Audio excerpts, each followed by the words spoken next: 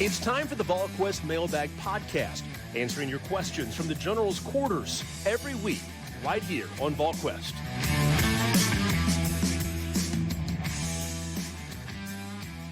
Good Thursday, everyone. Welcome to the Volquest.com Mailbag Podcast, presented by our good friends at Smoky Mountain Organics, East Tennessee's most trusted health and wellness store, focusing on natural products and organic remedies for a variety of ailments. That's Smoky Mountain Organics, 4 locations to serve you. They've got those 3 in Sevier County, and of course the one in Knoxville, just down from Westtown Mall, across from Trader Joe's. And you can always shop them online at SmokyMountainOrganics.com. It's our good friends at Smoky Mountain Organics. Check them out. With Rob Lewis and Austin Price, I'm Brent Hubbs. Guys, I'm gonna flip the order on these things. We're gonna start at the bottom and work our way up today on the mailbag edition of the podcast. So out of the gate, we go to Got Orange, is what that is Got Orange. He wants to know, Rob Lewis, I know you've gotten multiple questions as it relates to Rick's tournament record. Could it be the inability to consider changing when it comes to calling timeouts during a game when the other team goes on a run? I mean, that may work in the regular season, but during a tournament, that's a one and done. A 10-0 run may be the difference between winning and losing. What do you think are some of the factors in Rick Barnes having trouble advancing in the NCAA tournament? I'm not trying to be a smart aleck. I've got no idea. I don't think it's as simple as timeouts. I mean, I'll stick my neck out and say that. But again, I'm not trying to blow anybody off or be a jerk. I mean, I have no clue. I don't know what the answer to that is. I mean, however you follow hoops super closely. I mean, what do you think? I mean, obviously it's happened. It's happened a lot to him, so it makes you wonder. I do think there have been times when he was at Texas and times when he's been at Tennessee, his team was not playing their best basketball at the end of the year. I don't think this year was the case. There have been other times that the year Kyle Alexander gets hurt, if he doesn't hurt his hip, I can't imagine that they don't beat Loyola Chicago and advance, and it's a different conversation that way. You don't shoot the basketball well. There's a variety of factors in there. I don't know that it's one particular thing. I think Rick Barnes this year, I look at the SEC tournament, Rob. He was quick to call timeout if a run was coming. And I know during the regular season, he will let those guys play it out a little bit more. That was not the case this year in the postseason. And no, he called a quick one against Michigan. I don't remember exactly what the circumstances were, but and so I just think it's a variety of things, and part of it is not shooting the basketball well. I mean, you go look at that Houston team, Rob, that they advanced because they shot it well, and then they're in the Elite Eight game and they can't throw it in the ocean with a bunch of open looks. They don't advance. I mean, sometimes it's as simple as the ball going in the basket. Michigan didn't shoot it nearly as well in the Sweet 16 round as they did against Tennessee, and as a result, they went home. Was the defense any different that was played? I don't know that it was greatly different. Michigan just didn't make as many shots. Tennessee did not make the shots they needed to make against Michigan. That's why they didn't advance. This one hurts more because of how well Tennessee was playing heading into the NCAA tournament and the expectations that created. So, by the way, I love that you were getting ready to call him Go-To Range instead of Got Orange. Hey, man, sometimes reading's hard for me, all right? E. Schaefer 92 wants to know for you, Austin Price, out of the early enrollees, who on offense and defense is making the most noise so far? Offensively, Chaz Nimrod. Defensively, Elijah Herring. Were you surprised that Joey Halsey talked about how mentally good Tavon Jackson? And the players backed it up. Carvin backed that up. Did that surprise you at how? Not that he's not a smart guy. I don't mean that, but I mean to basically have no busts through 5 practices. I know the full offense is not installed, but did that surprise you to hear that on Wednesday? I mean, I guess a little bit. I mean, there's just a lot of verbiage there. You're handling a new workload as far as like learning how to practice, learning how to go to school, learning how to do things on your own without your parents. I mean, if he was getting up on his own at home, like you have that nice safety net of having your mom and dad there. There's no safety net here. So like you just have a lot more coming at you. So, I mean, kudos to him. Well, and I think he probably feels a sense of urgency to be good. To make some noise now. I mean, he's fully aware of who's committed.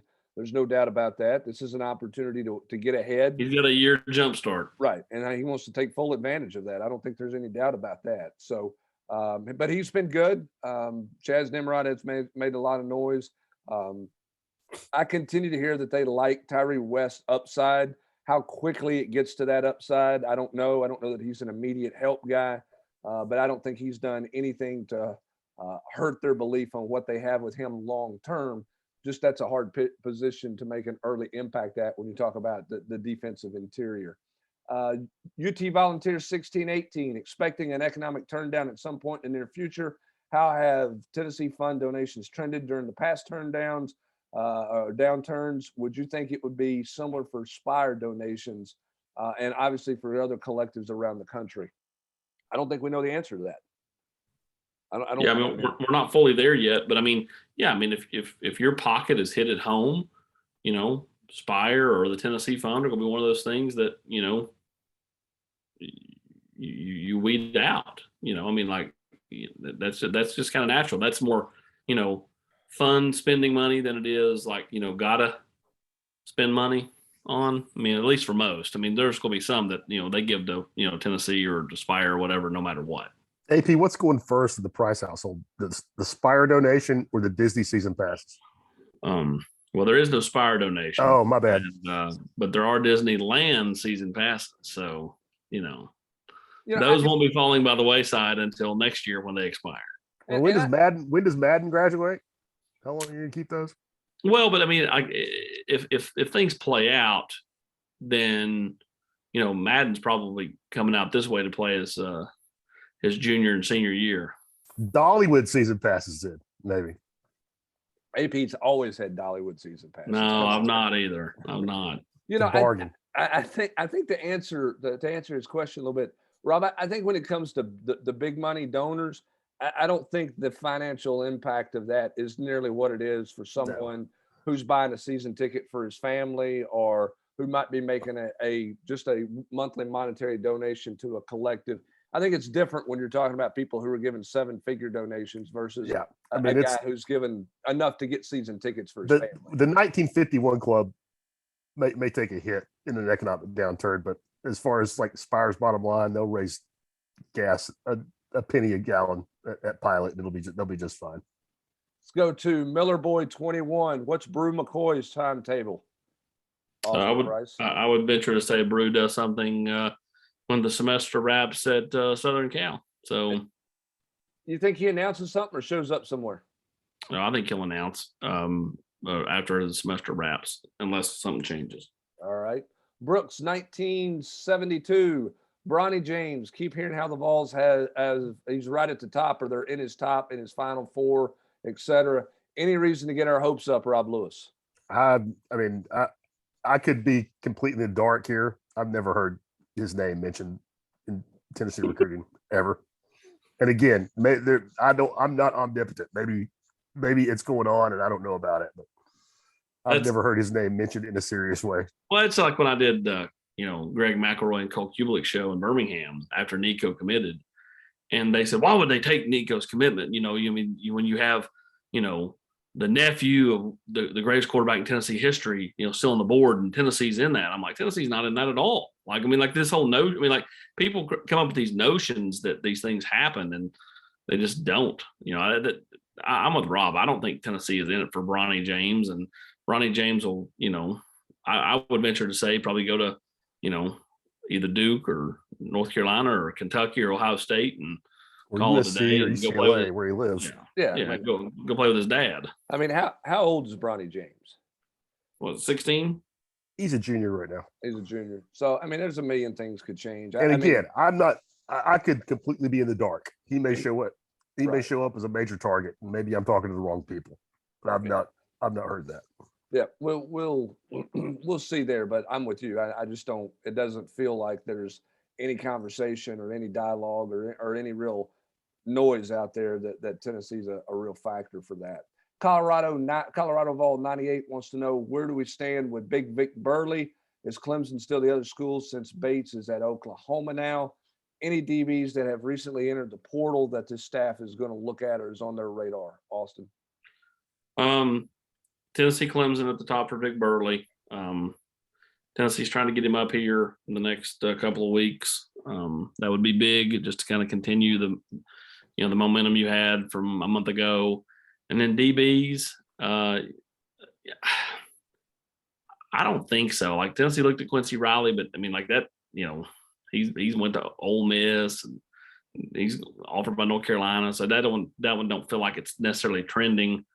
And then I think Tennessee might have wanted to look at that FSU corner, but then, he left FSU because his NIL deal wasn't good enough down there or whatever. So you don't want to get, those are ones you don't necessarily want to get in on when they're that vocal about it. Yeah, it's hard to get a feel on Riley a little bit, on Quincy Riley, isn't it? I mean, in terms of how much does Tennessee like him? How much does he like Tennessee? Kind of where's that one? You know what I'm saying? That one's kind of quiet. It's hard to get a great feel for kind of. Feels like if they took him Hubs, it would be for depth purposes. Yeah, it seems like that a little bit. And like you said, he's making other visits out there. Anthron wants to know how fun of a month of April is it going to be in recruiting? Are the Vols still in it for Steen, or is that cooled? And who's the first DB commit to pop? I will go. Yeah, it should be a really good month in the month of April. Tyler Steen does not feel like there's any traction there. And then I will go either Brandon Strozier or Sylvester Smith. Does it feel like Steen just doesn't really kind of know where he's going at this point? He's not taking a bunch of visits to my knowledge, right? Well, no, he's went to Kentucky, Alabama, LSU. I mean, he went a bunch of places. And to Tennessee. He doesn't talk. Okay. The dad's out there talking, but the dad also said Tennessee wasn't in it. And then the first place he went and visited when things opened back up in March was Tennessee. So, I mean, I don't know if I necessarily trust what the dad's out there saying just based off of that. But, clearly the kid doesn't do a whole lot of talking himself. So who knows what the kid's thinking. But right now, it doesn't feel like he's scheduled to come back and see Tennessee. Well, that's to me. If Tennessee's going to be a factor, to me, he's coming back for an official visit. And that's not. We don't know of anything scheduled at that point. At this point, with that, this team obviously has the players to be ranked number one in the country. But do you think the baseball team has what it takes to win it all? They have pitching and hitting. Well, they've got great pitching. I mean, and we can have this discussion. I worry more about their bullpen. Yeah, their bullpen at the end. I think that it feels to me like, in covering it for years, Rob, that winning the College Baseball World Series might in some ways be the toughest championship to win once you get there. I mean, if you get to the college football playoff, you got to win 2 games. Yes, you got to beat 2 good opponents, but if you get to that point, you're clearly extremely talented. In the NCAA basketball tournament, it's much more of a crapshoot, right? Bad day at the office. There's much more parity. It's a one and done situation. What you got to do to get to a college baseball regional, super regional, then to the College World Series and win it. I mean, that's a gauntlet. That's as hard of a test as there is in any college sport out there, in my opinion. What's the hard? You can't hide. Like you can get hot in basketball and win it. I mean, you can. I don't want to say. I mean, football is a little different because I think there's not going to be any imposters win the national championship. And I mean, I think you can have some years where, a couple years ago, if Alabama and Clemson play 7 times, I mean, does freshman Trevor Lawrence beat Nick Saban 4 times? I don't know about that, but you can't hide the College World Series. I mean, you're going to get your pitching tested over the course of that week. The bullpen that AP just mentioned. At some point in time, they're going to have to win the game for you. And that's why. Well, they got to figure out what Tidwell's role is going to be. What's his role going to be? Is he going to be back in the starting rotation? He's back in the starting rotation. Is it Drew Beam that goes into long relief? Because at that point, whatever you decide there will bolster the bullpen. Because if Beam or whoever is going to be that guy that comes in, when things are not going well with the starting staff, then that gives you a real shot to kind of hold on in some games because of the quality of pitcher you're bringing in. Yeah, I mean, if you have a weakness, it's going to get exposed over the course of a week in Omaha. I mean, if you can't hit, if you're sneaking by, with a weak batting order, you're going to run against a strong pitcher that's going to mow guys down. If you can't, if your pitching's weak, at some point in time, you're going to have to have the guy come in from the bullpen, give you 2 or 3 innings. And like I said, you just can't hide in Omaha, I don't think. Yeah, you're not going to win. You're not going to win a week and a half's worth of games in 2-0 fashion.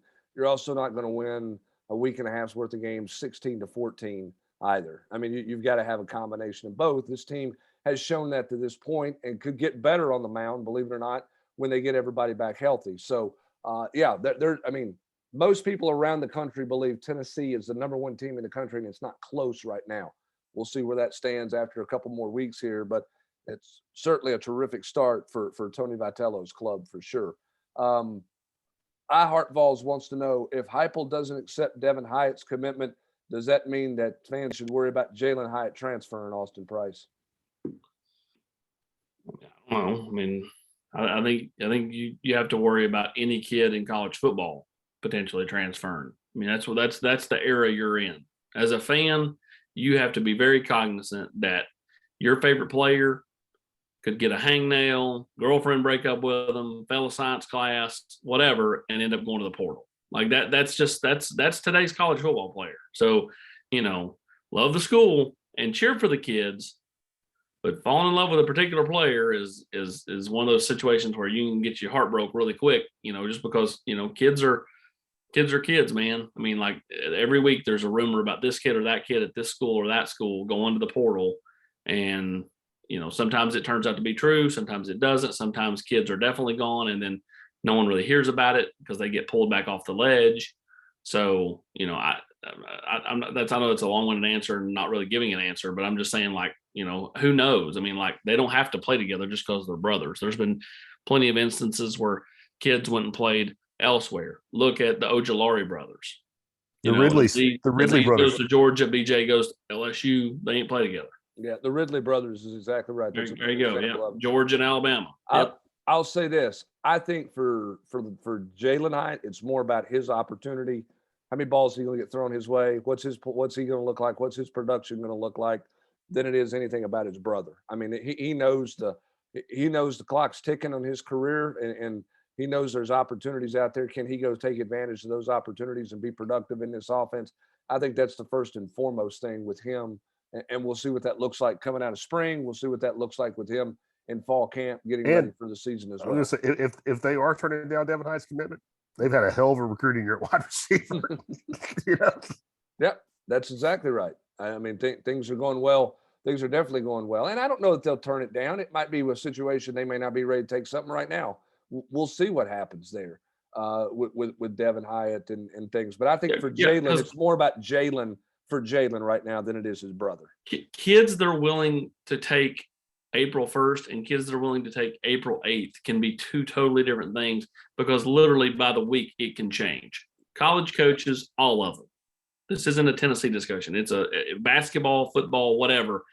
Their minds in a lot of ways change like the wind at times. Yep, it does. And so, And so what it looks like April 1st is certainly could be drastically different for what it looks like June 1st or July 1st. So we'll see. Continue to follow his recruitment. Tennessee certainly having conversations there and continuing to be involved with him as well as many other wide receivers out there. Vols 31-31. Curious to hear about a couple of newcomers going through their first spring practice. I realize it's really early. Squirrel White, is his talent good enough to overcome his lack of size to get on the field early? And Desmond Williams, he's probably drinking through a fire hose at this point, but athletically, does he have the skill set to lock down a corner spot? They haven't scrimmaged yet, so we'll see what Desmond Williams does. I mean, he's trying to figure out, fast-paced offense. He's trying to get lined up. I do think athletically he looks good. I think he's a solid student of the game. I think he's going to know the offense. I think he's going to have every opportunity. I think the evaluation on him, Austin, for me is going to be, where's he at another week from now? 2 scrimmages under his belt when things are slowing down for him, because it is really fast for him right now. Well, you just got to get acclimated. I mean, it's as simple as that. I mean, the speed of the game for all these guys that are new is one thing. I will say this. I think it's a lot easier. The speed of the game in college is totally different than JUCO or high school, period. But, I think the way Tennessee plays defense, it's much more doable. If one of these offensive guys trying to grasp, the difference in speed of the game and then the speed of which the offense goes at Tennessee is like double whammy. Yes, I think so. I like Squirrel White athletically. I want to hear results of him in scrimmage when he gets knocked around, because he's not the biggest guy in the world, but he's going to be hard to get his hands on because he's very shifty for sure. The Artful Dodgers, Sylvester Smith, Vol lean, AP. Yes. Okay. Prospects come off the board in April. Got a couple guesses there. You've said that you thought there might be a couple guys. The ones that okay, like Sylvester Smith has announced a commitment date of April 25th or whatever, 26th. Right. He's he's supposed to come off the board this month. Mm-hmm. I don't want to say other, I think there'll be multiple commits this month. That's the easiest way to put it. Because if I say the kid's name, that's giving away stuff. That ain't fair. All right. Uptown Vol, over under on 9 football wins this season, Rob Lewis. I wouldn't go over, but I think 9's doable. Got to win that Pittsburgh game and the Florida game. September's huge. It's huge. If you exit the bye week, going to LSU as an undefeated football team, you have a real chance. No, I'm not saying to win the East and go to Atlanta, but to get to plateaus you've not been able to get. If you want to count the bowl game, I think over. I might go over. But I think they lose to Georgia, Alabama. I don't think they're ready for that yet. I think they're getting closer. But can you confidently say that they're going to run the table on the other 10? They could win all 10 of those, but just a slip up in one game. For the first time in a long time, though, somebody could say they're going to win 10, and I wouldn't say you're an idiot. I think 9's doable, but I'll take the under at this point in time. That's right. Negative Hubs added again, right, AP? No, I just think that's natural, though, Hubs. Hubbard's got to go in 6-6. Well, I've got to see them beat Florida, because this program's been better than Florida a lot more times than not the last few years that they've gotten beat. I think LSU's got a chance to be the most improved football team in the league. And I think going down there is a hard challenge for Tennessee. I'm with you, AP. I think that Pittsburgh game is huge, which sets up a huge game with Florida. Can they get it done against a team that everybody's going to say Tennessee's better than and they should win, which we've heard that before the last 20 years?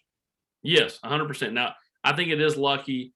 You didn't take care of the business, when Ron Zook got here, in 2002, but you have this game at home. And that goes to me, that's a big deal, not having to go to the Swamp in the first year for Billy Napier. You should be the favorite to win that game. So having it at home is big. I think the month of September will tell you whether you're getting to over or will not. You don't have to go down there and face that army in Gainesville that Billy Napier brought with him. Yeah, this army of UCs, GAs, and sports staff. The Deshaun 13. Do you feel Nico has a skill set to start in the SEC? If so, what separates him from other volleyball stars who have tried to do it at Tennessee? I'll refer to the last question to Paul Fortenberry to break down Woody Quinn. We'll try to get Paul on the podcast here in a couple of weeks to compare their volleyball games. You've seen Nico's skill set in terms of throwing the ball, AP. What do you like about his skill set? Smooth. You make all the throws. Quick release. That was the one thing his quarterback coach, talked to me about, was just his quick release, and he does. He gets it out, and so he throws a really good football. Again, I go back to what I told you, when we were talking about it right when he was committing.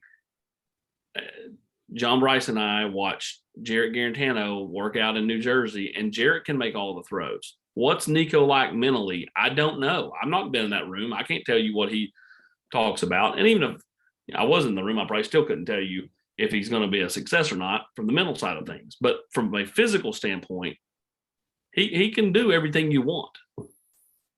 How about the different? I'm sorry to interrupt, but no, you're good.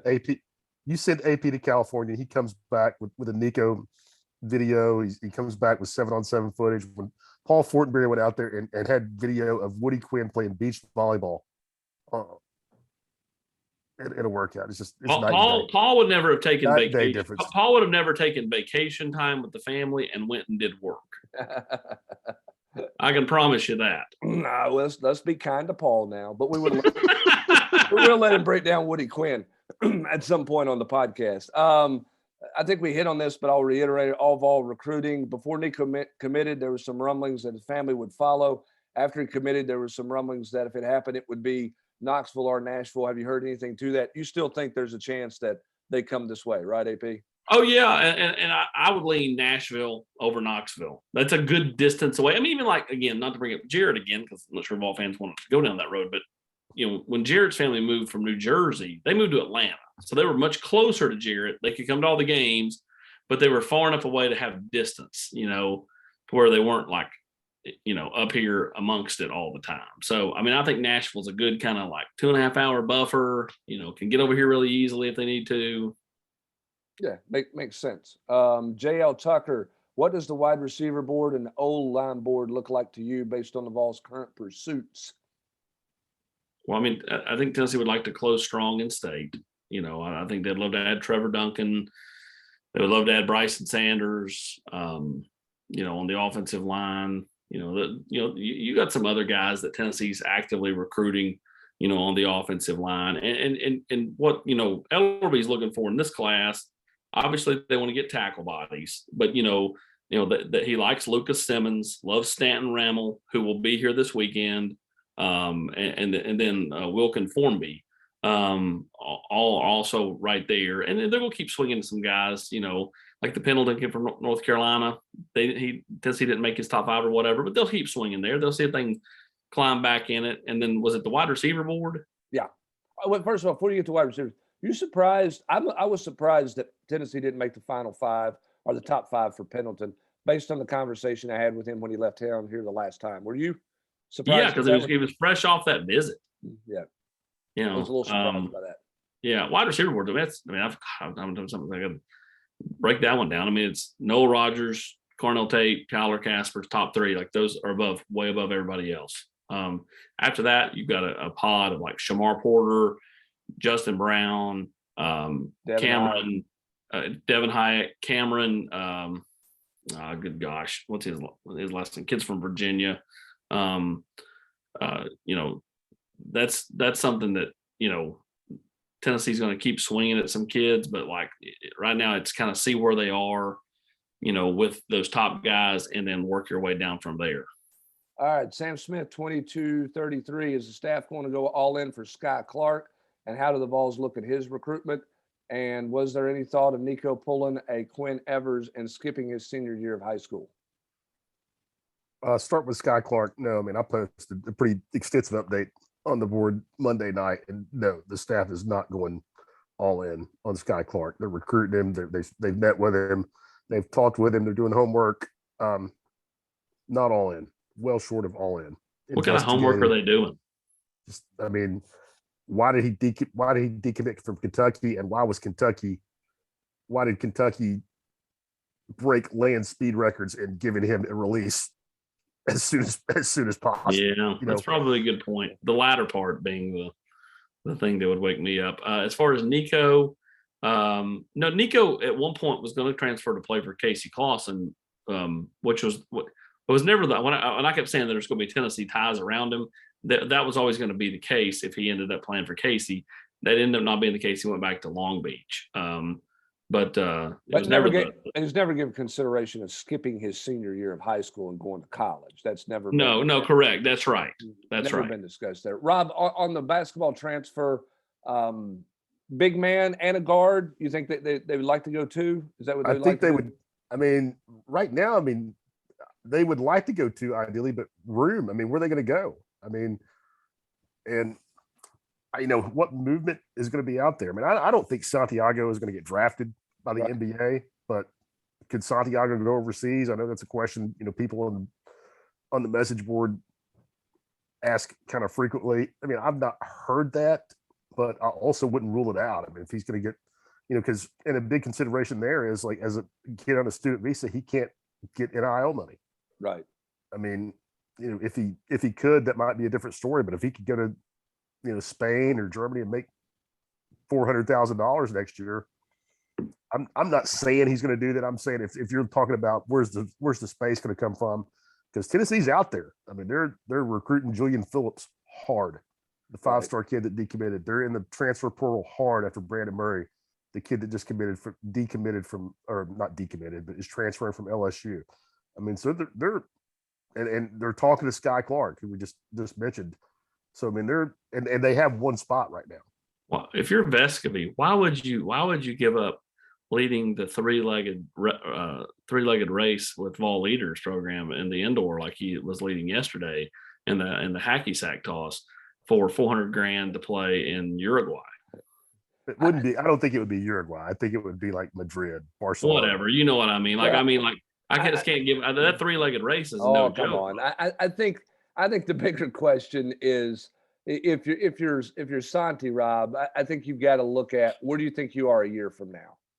Yeah, and again, let me make it clear. I'm not saying he's leaving. Right. I'm just saying the staff is recruiting like somebody's leaving. Like But basically, you've got BHH leaving and Santiago leaving. Gotcha. I do not have. I've been more than clear that I do not have Brandon leaving. It's something I would keep an eye on that until he shows up the first day of summer school. So they've got one spot now. Kennedy would be a second spot, Rob.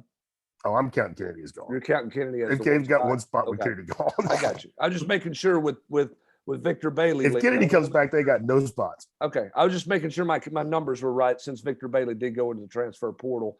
So of the Mailbag Podcast presented by our good friends at Smoky Mountain Organics, for Austin Price and Rob Lewis, I'm Brent Hubbs. Thanks for joining us. Have a great rest of your Thursday, everybody. You've been listening to the Volquest Mailbag Podcast every week right here on Volquest.